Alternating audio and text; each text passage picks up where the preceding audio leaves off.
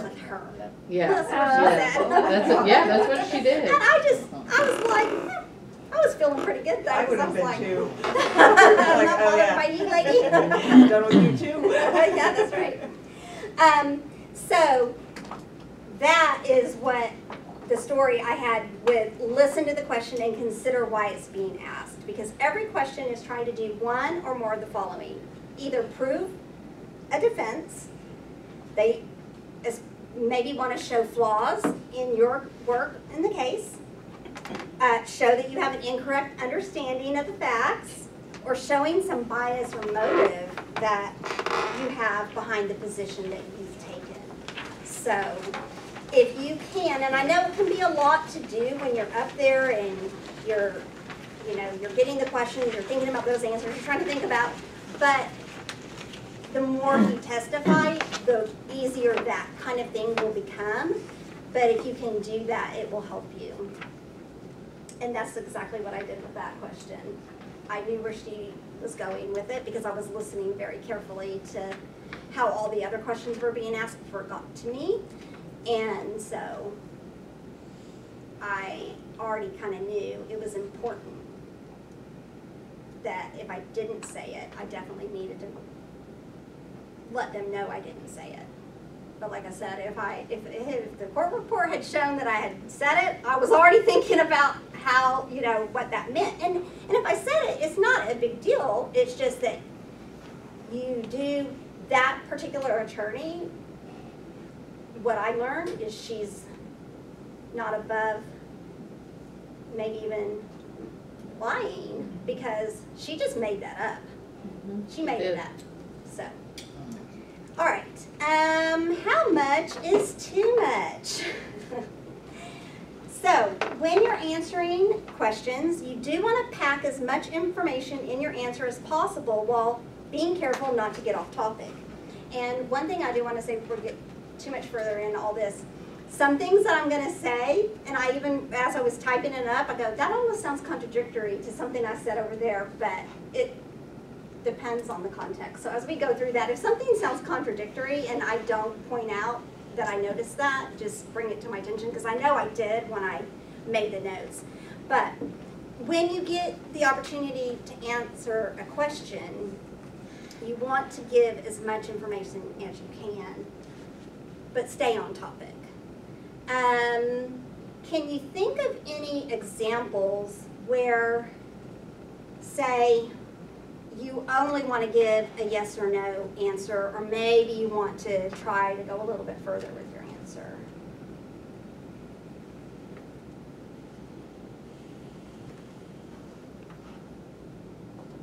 I'm not sure if I can think of any real good example off the top of my head, but those of you that have been in court, you do know that sometimes you can tell by the way the question is being asked, all they need is a yes or a no, right?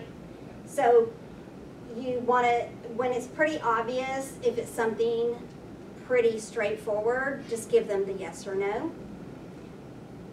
I think also when it's an attorney that's there for like one of the parents, they're more inclined to ask yes/no questions, and they will need to cut you off if you. So rather than be cut off, just answering the yes/no, rather than them stopping and objecting to no responsive, or you've already answered, or that kind of thing. When they're asking questions, just. And it partly depends on what the question is, right? I mean, so. Well, I think they mostly have to. They don't ask a lot of open-ended questions on that. But sometimes, depending on the question, even though it might be a yes or no, sometimes you can slide in a little bit more information. And if you feel it's really important and it's not going to take away from your answer, or in the sense that it doesn't look like you're trying, as long as it doesn't look like you're trying to get off topic or you're trying to take advantage of the question, sometimes I'll try to give a little bit more and I'll let them stop me. Because if they don't stop me, but you're right, like I'm not going to do that over and over again. So you kind of have to read again, go back to what's the purpose of the question, because sometimes it is better just to give your yes, no. That's why I'm saying sometimes some of this almost seems contradictory. On one hand, I'm saying only say yes, no, but pack as much as you can. So, What's like your question on the front, if they ask you, how's the child doing, is the child doing good in school? yeah. Yes. They had straight A's the last 3 report cards. Yes. Just add a little something good in here. Right, yes. Exactly.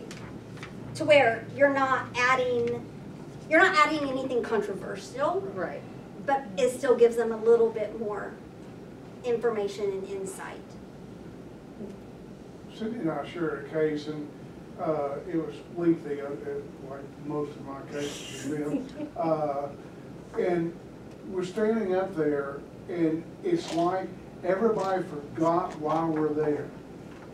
And the judge is about to give this young child, female child, back to an environment that was just, and I started to say something, and you or somebody cut me off.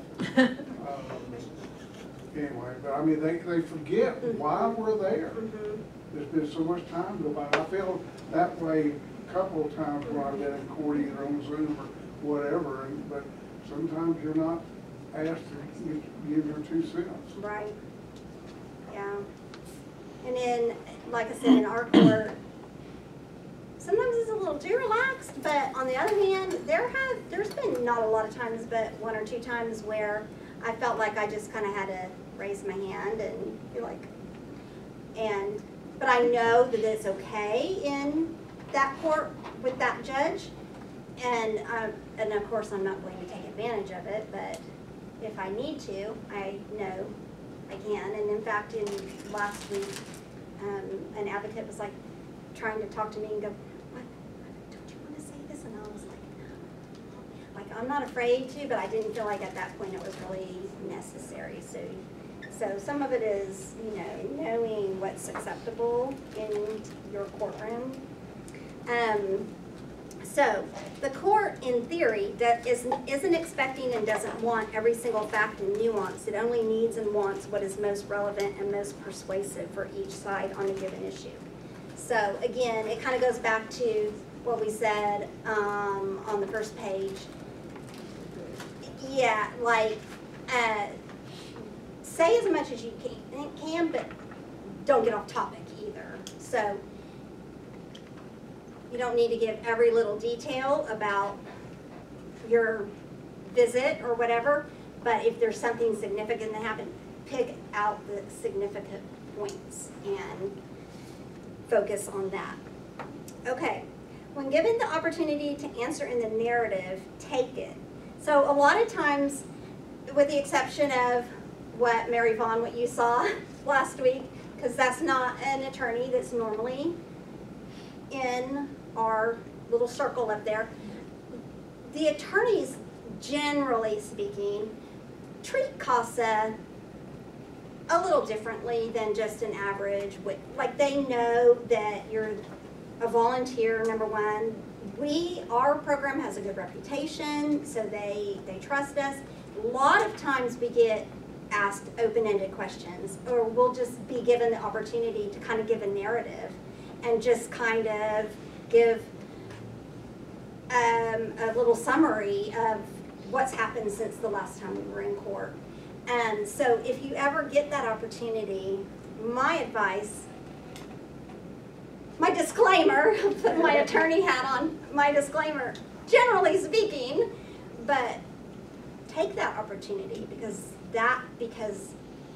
then you're not being restricted by just the yes/no questions. And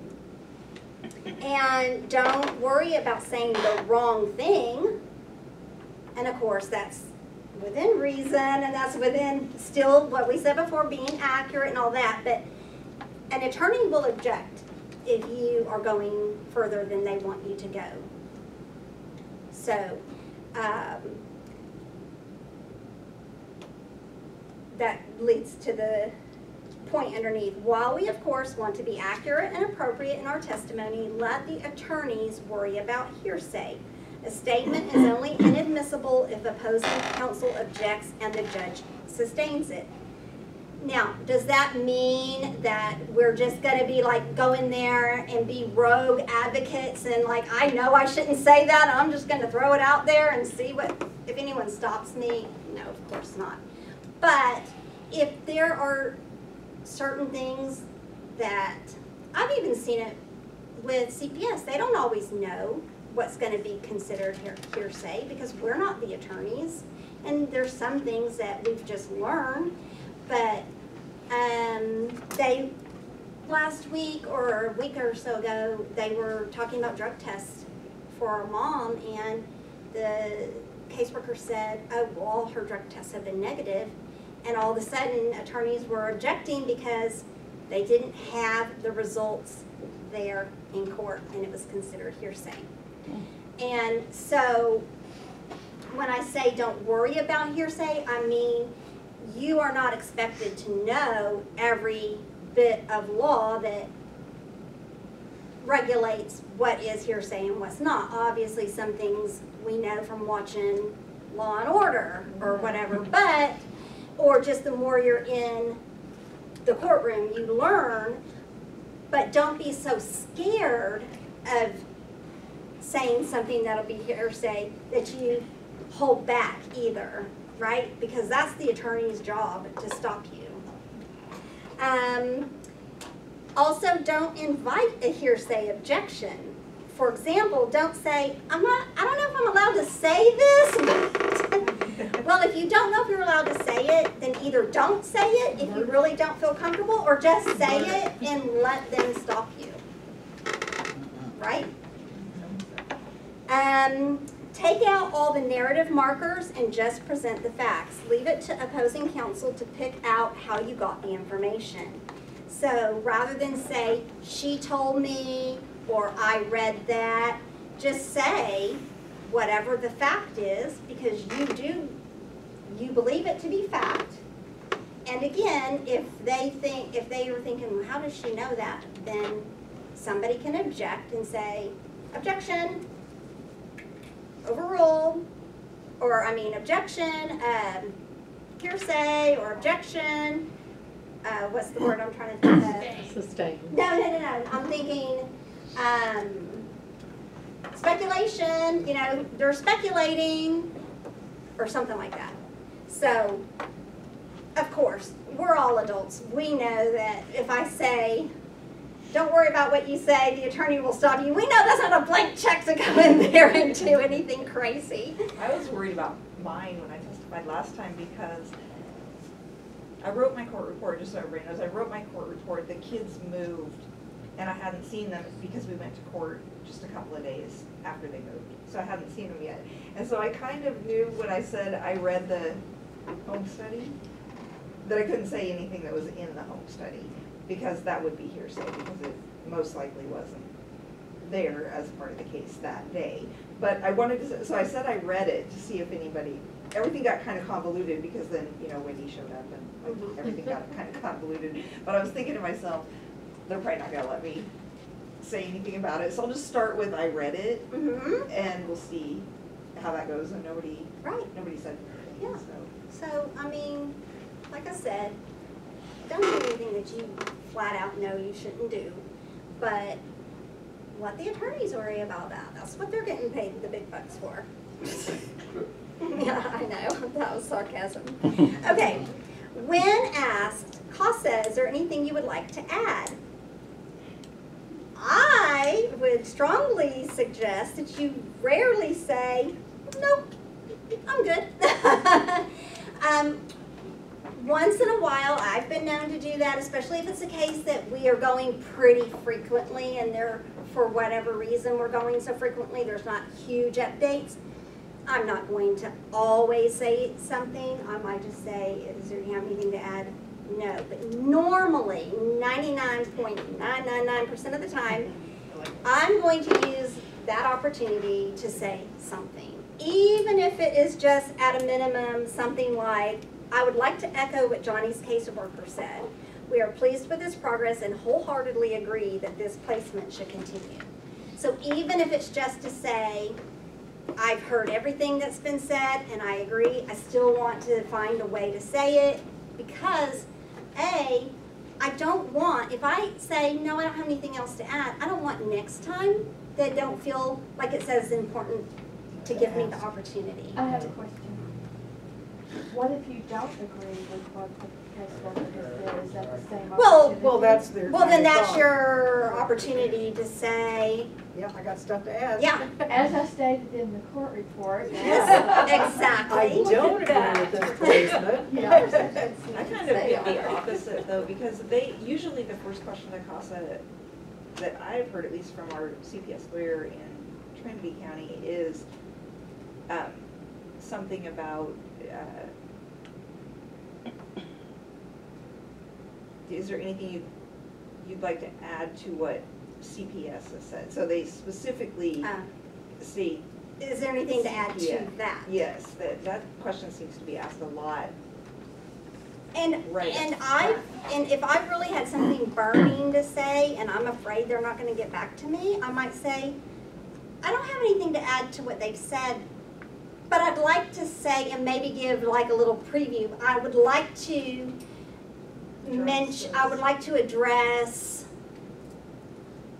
his report card, which we know we're not Right. probably gonna go to court saying, I'm just, Right. you know what I mean? So try to, and then just Because I almost think- like, I have something else I'd like to say, is now an okay time to say that? Because that's where, like you had scribbled that little note, but they never Oh. got back to me Mhm. about the dad not. Mhm. Mhm. But CPS didn't comment on that. We found out later that they couldn't really. Right, So getting that in, but that would, well, so in that case, so what she's talking about is that, I had written her a note, cause I was hoping that she. well, I'm standing up. Well, I was hoping that she would have time to see it, and if not, then I was going to try to find a way to get it in. But then there was a big disruption Everything and just it went and crazy it and they just- never got back yeah. to me. I didn't get to finish that. But I had written her a note to ask for, that they make it an order of the court that the parent has to have a negative drug test before visits, because CPS can't do that. Well, I mean, they can ask that it be made an order of the court, but a lot of times, I guess they're just making that a practice. No, Emily So- told me that they can't unless they see a visit where the parent shows up obviously inebriated or underage. Then they can go ask Then for they it can to be a ask court for it. order. But otherwise they can't. They can't even ask for it to be a court order. No, So so there's we have nothing to- stopping us from Yeah. asking. Right, Or yeah. asking that the parent wear PPE when he visits the kids so that they don't get, contact. Mhm. So anyway, I had written her this note, hoping that she would be able to read it and ask before her time of talking was over. And then we just never got the opportunity to get back to it. But in that example, like if they had asked you, is there anything you want to add to what CPS, if I had gotten that Right. written fast enough, you could say, no, but I would like to ask if we can make it a court order. Yeah, or play dumb, right? Da, da, Well, da, just da. that I noticed that CPS didn't address the, Yeah, or however you want to whatever. phrase It was it. in my court report, so I do feel good about the fact that it was in there, but I just didn't get the opportunity. Well, and then that would have also been an opportunity to say, well, Yeah. as I said in my court report, I would like. Point 4. So even though, so that's a very good question though, even though they say it kind of directly, is do you have anything to add to what CPS said? Especially if you are afraid that maybe no one else is gonna question you, and you're not, then just find a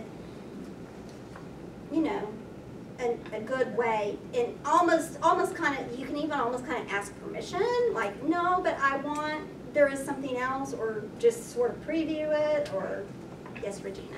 Judge James, she says, I know when Regina and Rosa don't agree with something because our heads are.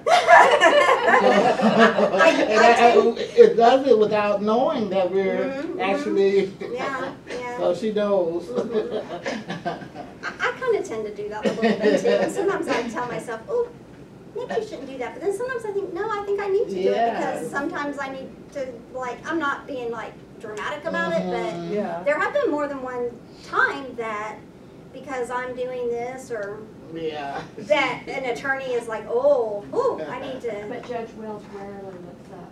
No, he's not. So he's not gonna look. He's not gonna see me anyway. But he wouldn't care. He's looked at me and he'll go, I'll go. I do have something though, that, you know, when it comes to rarely saying no. Mhm. Emily is really good about keeping me Yeah, they're. updated on what she's doing, like really good. Like she emailed me at 8 o'clock the other night just to let me know that Damon told her he wants to work services. Like she proactively Mhm. reaches out to me to tell me things. And so it does make it a little more difficult to add to what It she does. says because we are talking. She comments when I give her an update on a visit, and she emails me when she has Right. an update, which is apparently pretty unusual. I wasn't expecting so much contact, but we have been really on the same page, with the exception of, I didn't want the kids to move it. Yeah. They didn't ask. They Well, didn't ask me. And they But, and they have yeah, what are certain you rules they gonna have do? to. Yeah, what are you But, and that's why I said rarely say no. There are times when it is better to just say, no, I don't have anything else to add. Because we don't want to look like we're wasting the board's time, or we don't want to look like, but I also, it's a fine balance. Right. Like, you don't want to give the impression that we don't have anything to say, or we don't want to give the impression that, well, next time, if Emily does such a fabulous job of updating the court, why even bother to call CASA, you know? Right. So that's why, if nothing else, I try to, even just in a very short sentence, say, well, Emily did a great job of updating the court, and, you know, and I agree, Well, I'm just or gonna I use don't that have any drug other test thing, concerns, 'cause or I know something she like that. can't.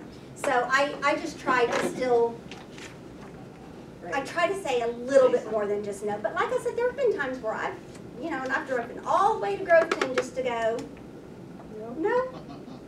But but we were going to court frequently enough also Right. that it just, you almost feel silly saying anything other than just a yes or a no. So Right. you have to use your best judgment on some of that too. So, any questions so far, comments? About the no, I mean, when I've had to testify, I did terrible. I got a big fat F. No, you didn't. Sure I did. I wasn't prepared for being emotional whenever the first time they asked me. We've been following these children all over the country. Going every. If y'all knew how many times those kids moved, and they were there within like a week every time. But so you have this big buildup, and then someone finally asked me a question, and I'm like, oh, they're following around. I don't remember what I said, but it wasn't all that much. But our case is so strange, I assume. I It is say kind of strange. no. We've said no a couple of times. Do you have anything else to say? I'm conflicted. I don't know if they should go with their mother. I'm not sure what my opinion is, but I don't think they should move the children around 4 times in 2 Right. months Right. Yeah. because they can't find a foster placement. Mhm. You know, Terrible. so And so I don't want that's to a say great- that. That's You a know, that's a great lead into the next page, which is recommendations, and how we give our recommendations. And so I'm going to come back to that as we go down the notes. Okay, so give recommendations based on the facts of the case rather than opinion. Okay. What did you observe? What did you observe, like on a visit? What did you experience? Even though I said, what were you told? Yes, I know sometimes that can be considered hearsay.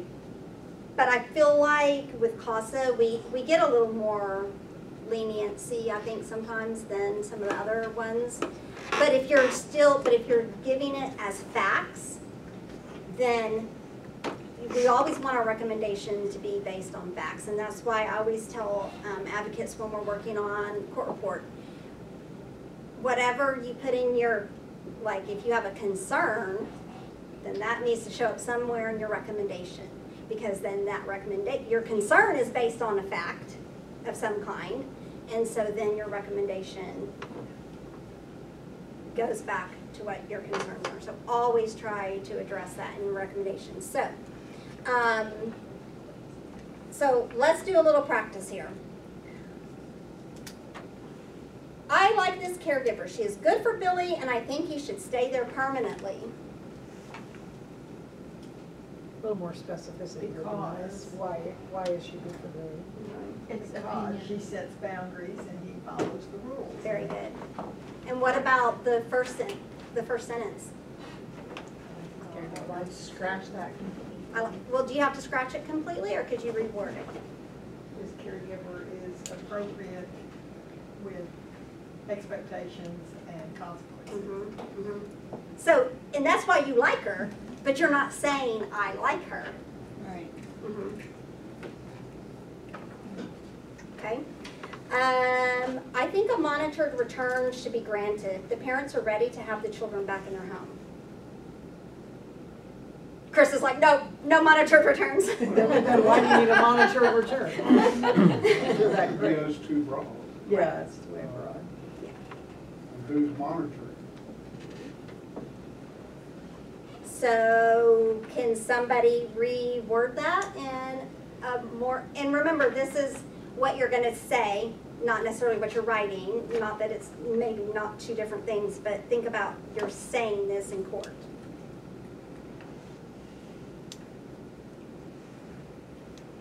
Again, who's monitoring, what's the location going to be?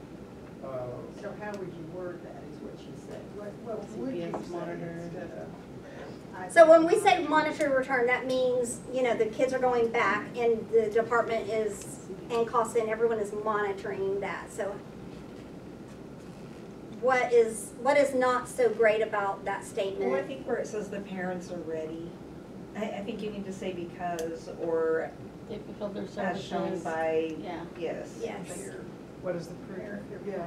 Your service Negative. plan. They've Negative completed their drug service test. plan, they seem, they've complete their, what's the word I'm looking for, they have jobs, Their their service- abilities, their services? their stability, they're Okay. stable, they're able to provide a stable home, but we feel that they still need services as far as like a monitored return where the kids are just, Yeah, we're not ready to Right. dismiss. We Right. want to continue monitoring, but these are the things they've done Done. well and Yes. why we support a monitored return. Yes. Should we give a certain amount of time? On the monitored return, if you, usually the department, CPS they does can take up to 6 months, and so usually it's kind of played by ear. They don't usually decide. Let's say they say, yes, monitored return, kids go home tonight or tomorrow or whatever. They usually take it as so then we'll set another hearing in maybe even a month. And then at that time we'll go, okay, it's going beautifully, but obviously a month's not long. So we don't always say on the outset that we need the entire 6 months. It depends on how things are going. So the word monitoring is kind of vague in my opinion. That's just one aspect of it, is how long it's going to go. The other, is CPS bound by their own regulations as to how frequently and what the duration of time of the monitored visit is, and where it's going to be, or that kind of thing? Well, the monitored return means that they are actually returned home, Right. but we haven't closed the case. So usually they get at least weekly visits by the caseworker, and some of them are, Is that driven by CPS and their own regulations? Yes. Or the judge has to issue that? Or No. make that's, the recommendation of that? department has their, They added, like to our case, they added, I think it was the CPS attorney said, if she drug tests monthly, I think she has to drug test monthly after the children return, and I think and more frequent hearings yes, to monitor it. Well- She said those things specifically, and the judge said, okay. yes. And so, yes, some things can be added. In their case is a little unusual because they got a monitored return very early on in the case because the children literally in not even 4 months have been moved like 5 times Something like because every caregiver discharged because of the kids' behavior. And so we were like, we can keep moving these poor kids, or we can put them back with mom and just watch even closer. And just because the things that brought them into care weren't quite as egregious as some of what we see. So, yes, they can add. So, like, we're going back to court pretty much every month because they want to check in even more frequently. But the caseworker is visiting every week, I believe, and some of those visits are in addition. I think I Then they was have there some when that they are were in court, they're like drug unannounced. testing every 2 weeks. And, Yeah. you know, they're really watching her. So yeah, again, back to if you, that so monitored if you're return. saying that you agree that it's time for a monitored return, again, I try to avoid words like I think or I believe and just stick to a monitored return, or, not that you can't say, or I agree that a monitored return is in order. The parents have done X, Y, Z, and have shown that they are prepared to have their children back. So the more specifics you can put in there to say, think about back when you're in like high school English and your teacher's like, you have to say why. You can't just say, you know, you can't just make this statement without following up with why. So, and your why is what? Facts. Facts. Right. And the third one, I am in agreement with termination of parental rights. Mr. and Mrs. Johnson have not done enough for the children to be returned to their care. More specific. More on what they Make a list. accomplished. Right. Why? Yeah, factual why. Yeah. So again, going back to facts, being specific, being accurate, being, you know, you have to be able to communicate specifically why. And the last thing, speak with confidence. If you believe your recommendation is correct, and you do, because you've come to that conclusion based on facts of the case, not on emotion, not on, you know, if you believe your recommendation is correct, you do yourself and your child a disservice by telegraphing weakness. So what do y'all think about that? How can you telegraph weakness? What are some things that might telegraph weakness? Lack of confidence. Body language. Body language, speaking softly, not looking at the judge. Now, I know Judge Wells will probably not ever make eye contact with you, but He the, made eye contact with me the whole time I was talking. I was like, you don't look at anyone. Why are you trying to because your beautiful gray You never look hair. at anyone, and he's looking at me the whole time, and I'm like, God, I don't even have anything to say because